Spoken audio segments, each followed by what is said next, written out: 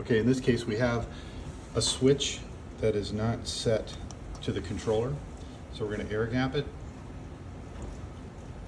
We can push it back in. Wait about 5 seconds. What we're going to do is put your finger over the switch on the right hand side. It'll pick up the warmth of your finger, and then it should start flashing after about 10 seconds. Okay. Now, since the plate is on, we're going to want it to be a Bluetooth beacon instead of having to take the plate off and scan the code.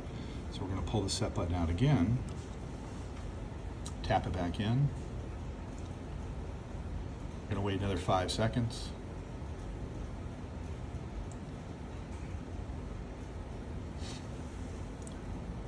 Put my finger over it.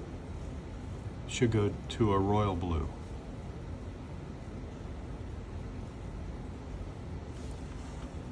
All right, now it's sending out a Bluetooth beacon for us to add into the app. The Bluetooth beacon mode, which we've shown in the earlier video, and now we want to add it back in. I'm going to click on the gear icon. I'm going to click on Install Brilliant. And here, I don't want to set up a new installation. I want to go into an existing one. Now, I happen to know that this was switch 1. I could tell by looking at the keypad controller, and I could see switch 1 was offline. I'm going to click Start.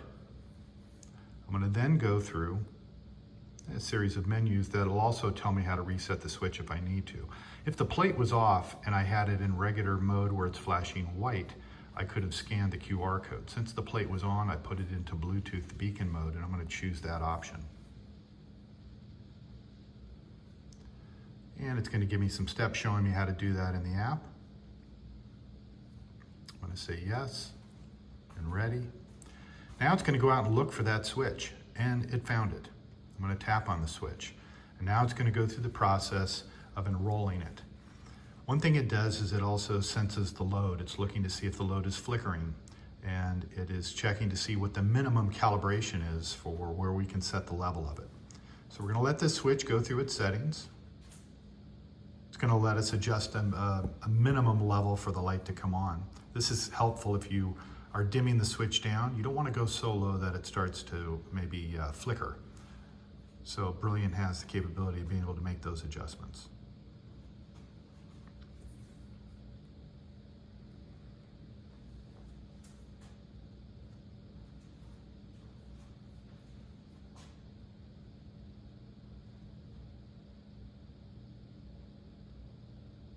It now turned the light on,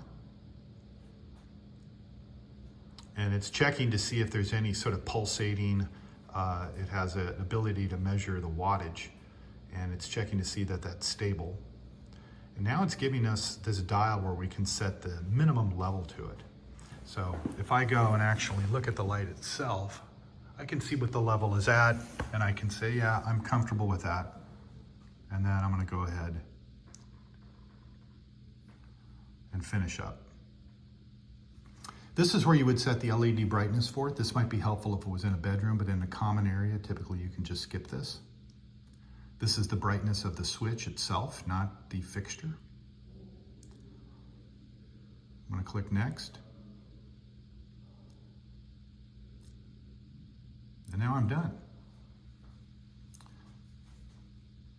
One other thing, you're going to want to say Continue Installation, and then you can go up here and just back your way out.